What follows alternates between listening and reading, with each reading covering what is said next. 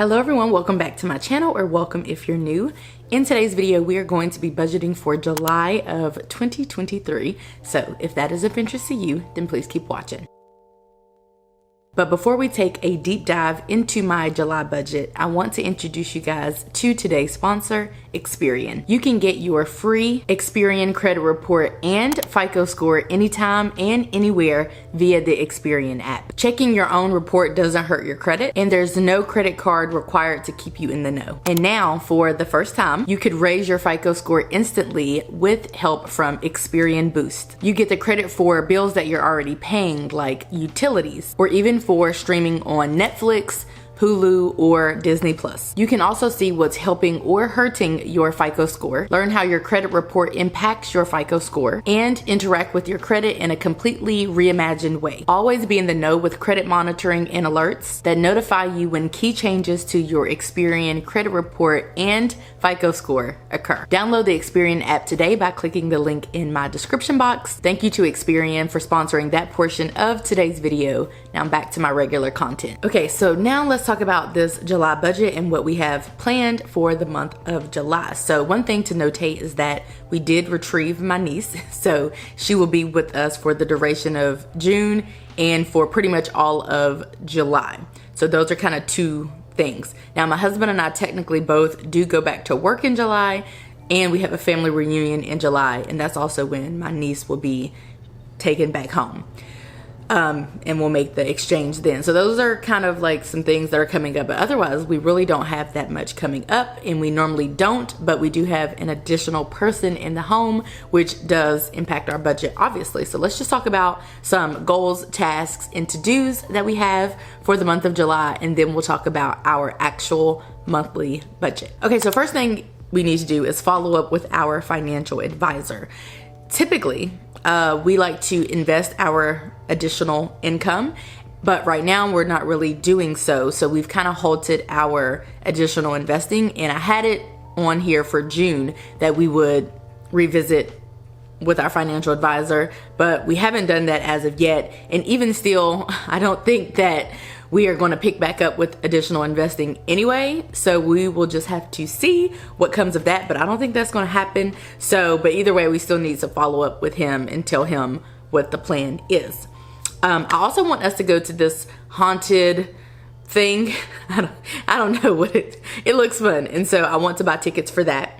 I also need to reschedule my clinical exam and retake it, and that costs a lot of money, probably of everything. I mean, it doesn't cost like thousands, but it costs hundreds of dollars. It's wild. So I kind of keep putting it off. Also, you know, when I get this independent licensure, technically, if I worked my same job, it doesn't really do anything for me. I don't get any kind of raise. You know, if anything, it makes my life more difficult. So I need to do it at some point, but I'm just not in any rush. But it does make sense to hopefully go and pass it in July once and for all and be done with it. Another thing that we need to do is save $2,000, which we'll talk about momentarily. And then we want to invest 15% of our paychecks, as we wish to do every month. We also want to pay our monthly credit card bill, which is also something we do monthly. We want to potentially register our truck and add it to our auto insurance, but the truck doesn't work right now, so that probably won't be happening. Stay tuned. We want to save $250 for sinking funds, which is the kind of like bare minimum that we aim to save each month. I also want to buy party supplies because, back at it again, I think we're going to do maybe like a July, either like a back to school thing or even an Independence Day situation. At any rate, all of us together, we discussed at the Juneteenth party a few days ago that the next event would be a potluck, so everybody would bring like a larger dish. I do have people and ask them to bring things now, but normally it's like smaller things, like bring, I don't know, a little veggie tray or your favorite cupcakes or just something small. But we kind of all agreed that the next one would be maybe a potluck type of deal. We also, so for which case, if we do that, we will bring two things, me and my husband, and then we'll probably, since it'll be at our house, decorate. And I get my decor from Dollar Tree, so not predicting that I will spend a lot of money there. And then I am still thinking about signing up for BarkBox for my doggy, so we'll have to see about that. That's been on here for a while. I also want to buy an anniversary gift for my friend. We got married the same year, and for a long time, she was the only friend that I had that was married. So I just get her and her husband a gift every year. It's sometimes like, I don't know, like a gift card to a restaurant or something date night-ish typically. And then the last thing is we need to schedule ladies boarding, because that is supposed to, we have to do that when we go home for our family reunion. So we'll need to do that. So far, that's pretty much all that I can think about. When I think about bills and subscriptions and all that type of stuff, nothing is due in July that we have to renew. You know, none of our quarterly bills or biannual bills or yearly bills. And that's pretty much all that I can think of. Like I said, July is a pretty chill month. If anything, we'll probably get paid more in July than I'm anticipating, because we're each going to get a raise next school year. But I don't know if we'll get our first official check until August or something like that. So we'll have to see about that. But let's talk about where we want our money to go. So first things first, July 1st, we have our gym membership due. Now that is for 2 of us. I have been thinking about, I'm going to go to the gym today because I go regularly, and I'm going to see if I can add my niece to our membership for a month, and then she could come and work out and swim and do all the things that we are going to be doing. So I think that is something that I'm going to look into. But as of right now, we're looking to pay $59 for the 2 of us.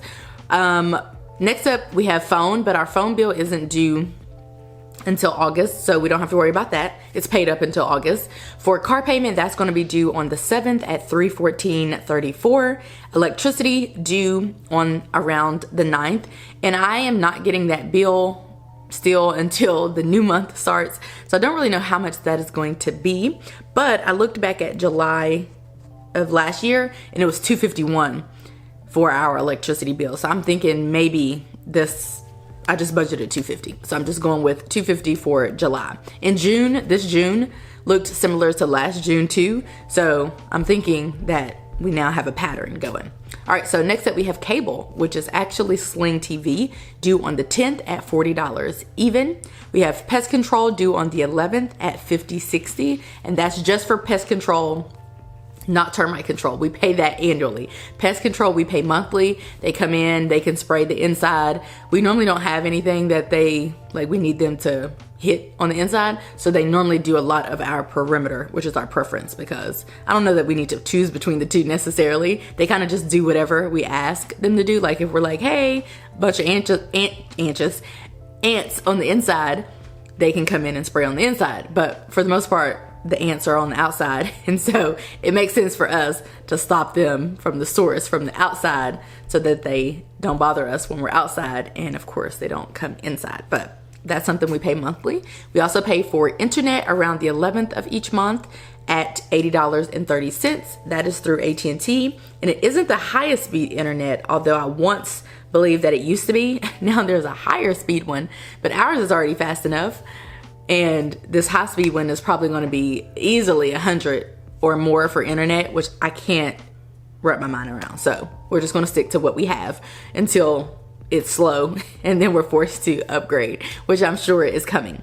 Next up, we have our mortgage, which has recently gone up due to property taxes, which have gone up. So we pay $1,611.23 for our mortgage. For Amazon Music, that is for Alexa Music in particular. We have 4 devices. Well, I think we purchased 2, and then we got 2 by other means. Like we got 1 from my mother-in-law, and I think 1 was free or something with some other type of, maybe we won 1 or something, but we have 4 of them. And so if we were to pay the lesser amount, which is for 1 single device, we could only get her to play music on that 1 device. But if we pay for the $15.99, we can say Alexa play whatever on all devices, or what we like to say on the Everywhere group, and then they'll all play. But they wouldn't do that if we paid just the $4.99. So while we used to pay the $4.99, we're now paying the $15.99 because it is something that really brings us a lot of joy. So for retirement, we're not going to do any additional investing into retirement. We have security for our home through Vivint, and we own all of our equipment and have since we moved in here 3.5 years ago. So I'm wondering when I'll have to start upgrading, because the Vivint representative was outside, his point was to kind of check in with us to make sure everything was running smoothly. Never happened before, but must be something they're doing now. And I'm like, yeah, everything's good. But he was talking about the version of the doorbell camera that we had and how there's a newer one and it's crisper and better. And I'm like, that's great. So I don't know when we'll have to start upgrading our equipment, but it ain't gonna be today. And so for the equipment that we do have, we have them to monitor all of that for $52.14 per month. For our life insurance for the both of us, it is $42.19 per month. For pet insurance, it is $61.05 per month, which is one of the reasons why I don't have 2 pets, because I'd want a wellness plan or some type of pet insurance, and then I'd want to board them, of course, board both of them together, and that would be so much money. Like, we would easily go up in our budget, easily, probably $200 per month if we had 2 pets. And that's tragic, because I mean, on when we're not boarding our dog, it's fine, but it's the months where we do board her, which she normally does get boarded maybe like once a month ish, potentially. So I don't know, boarding is really expensive, and honestly, managing pets is kind of expensive too. So I really think about getting another dog, but then I think about how much it would cost to do so. So it's a no for me, unless one falls into my lap. Of course, sometimes you have to buy dogs or adopt them. I'm not into buying dogs, of course. Any dog that I would want, I don't know that I'm really picky about dogs in general, but any dog that I would probably want, I could find at a shelter, so I could rescue another one or adopt another one or something. But I don't know, stay tuned for that. But I've been thinking about it lately, and my husband's down for it, of course, because he likes pets. That's why we have them now, or one now. We also have Netflix that we pay each month at $9.99. We have investing, which is through Stash, and that's just me stashing away $20 per week. Each Friday, there are 4 Fridays in July, so we're gonna budget $80 for that.